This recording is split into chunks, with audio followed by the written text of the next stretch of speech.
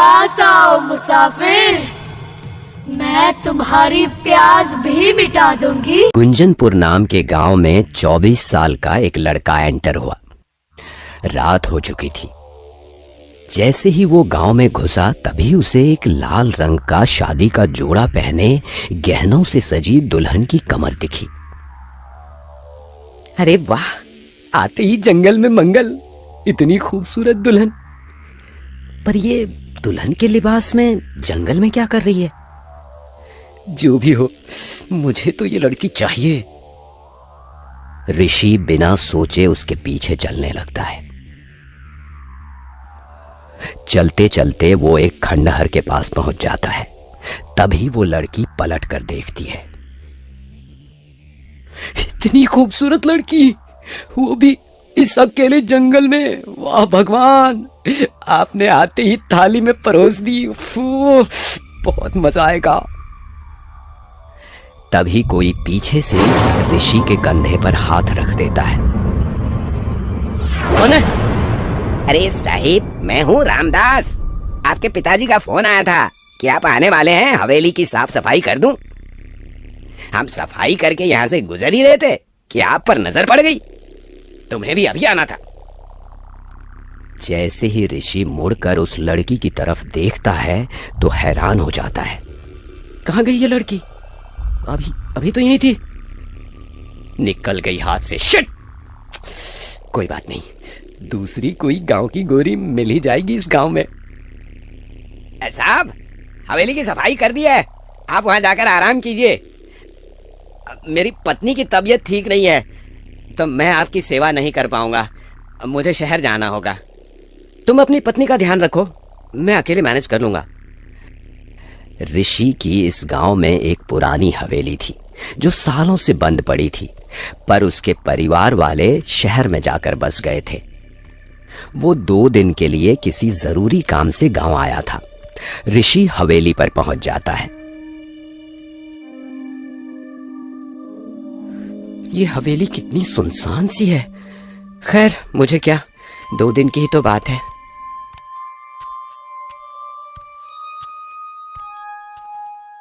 1 बज गया है, अभी सो जाता हूं, बहुत तेज नींद भी आ रही है।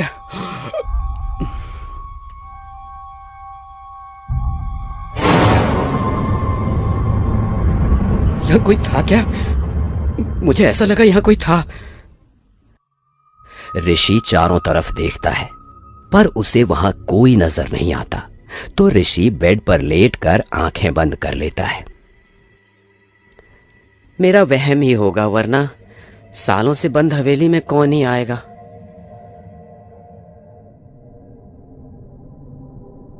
तभी उसे कुछ घुंघरू की आवाज आती है और वो उठ बैठता है। और उसने वहां जो देखा, उसे देख वो सुन्न पड़ गया, क्योंकि वहां किसी के पैरों के निशान थे जो लाल रंग के खून के थे। ये पंजों के निशान, ये तो ऊपर की तरफ जा रहे हैं। यहाँ कुछ न कुछ तो गड़बड़ है। लगता है यहाँ कोई है। ऋषि ऊपर की तरफ जाने लगता है। ऊपर पहुंचकर वो हैरान हो गया। ये कैसे मुमकिन है? यहाँ बीच रास्ते में पंजों के निशान कैसे गायब हो गए?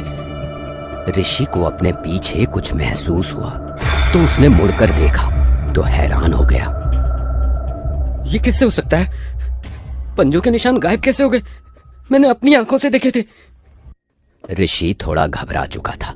वो जल्दी से नीचे आ गया। हो सकता है मेरा ही वहम हो। सो जाता हूं। थोड़ी ही देर में ऋषि गहरी नींद में सो जाता है। तभी वो लाल लहंगे वाली दुल्हन वहां आकर खड़ी हो जाती है और ऋषि को देखने लगती है।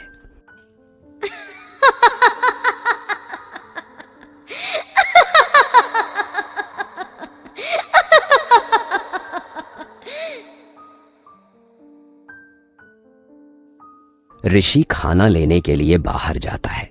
तभी उसने देखा मोहल्ले के कुछ लोग वहां इकट्ठा थे, जिनमें से कुछ ऋषि को जानते थे।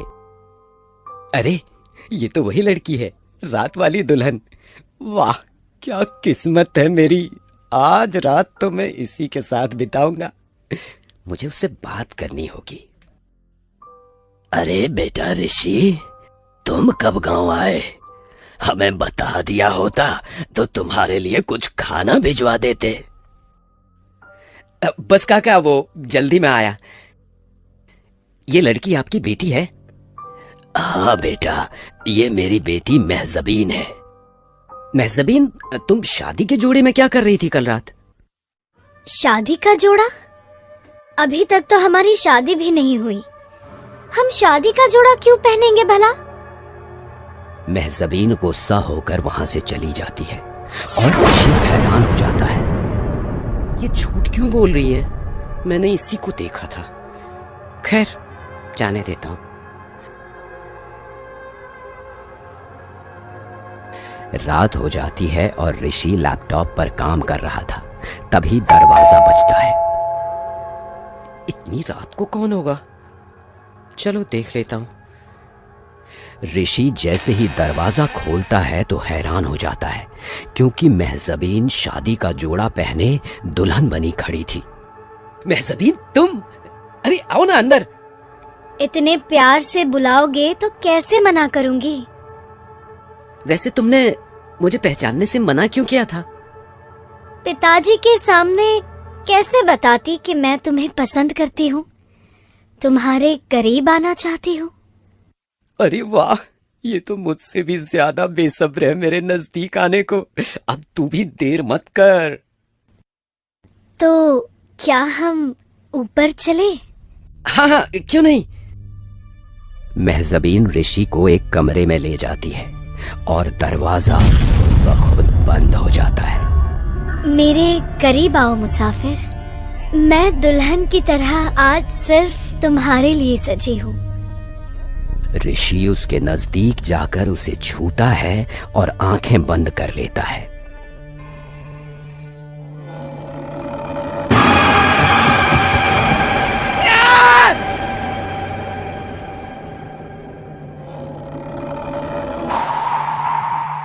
छोड़ दो मुझे, छोड़ दो। मेरे पास आओ मुसाफिर, मैं तुम्हारी प्यास भी मिटा दूंगी और थकान भी उतार दूंगी। नहीं नहीं, मेरे पास बताना। और तुम तो रमन काका की बेटी हो, फिर चुड़ैल कैसे बन सकती हो? रमन काका की बेटी 6 साल पहले मर चुकी है। वो एक गहरा राज है, तुम्हें बताऊंगी।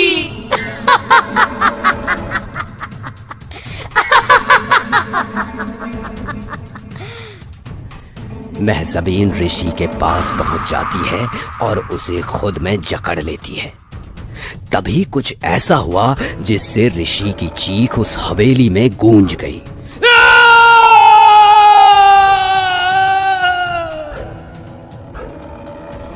8 दिन बाद जब ऋषि वापस शहर नहीं लौटा तो उसका छोटा भाई विकी परेशान हो उठा और अपने भाई को ढूंढने उसी गांव में चला आया। और आते ही उसे वही लाल जोड़े वाली दुल्हन नजर आई। इतनी खूबसूरत दुल्हन, वाह, कुछ तो खास है इस गांव में। इस गांव में नए हैं साहेब, आपको जहां जाना है बता दीजिए, मैं आपकी मदद कर देती हूँ। जी जी, क्यों नहीं, मुझे हवेली तक जाना है। महजबीन आगे आगे चलने लगती है और विकी उसके पीछे पीछे। कौन है ये महजबीन? क्यों अजनबी लोगों के साथ रातें बिताती थी? और उसके बाद वो सारे अजनबी कहां जाते थे? कैसे मरी थी 6 साल पहले महजबीन? और क्यों दुल्हन बनकर घूमती है महजबीन? ये सवाल एक सवाल बनकर ही रह गया। जब भी वहां उस गांव में कोई नया मर्द आता, वो आज तक वापस लौट कर नहीं गया। गांव वालों को सिर्फ इतना पता था कि उस हवेली में कुछ तो है, पर उसके अंदर कोई जाने की हिम्मत नहीं करता था। पर जो भी अजनबी आता वो महजबीन के वार से बच नहीं पाता और एक राज बनकर रह जाता। दोस्तों, हमारे चैनल खूनी फंडे 555 को सब्सक्राइब करना ना भूलिएगा।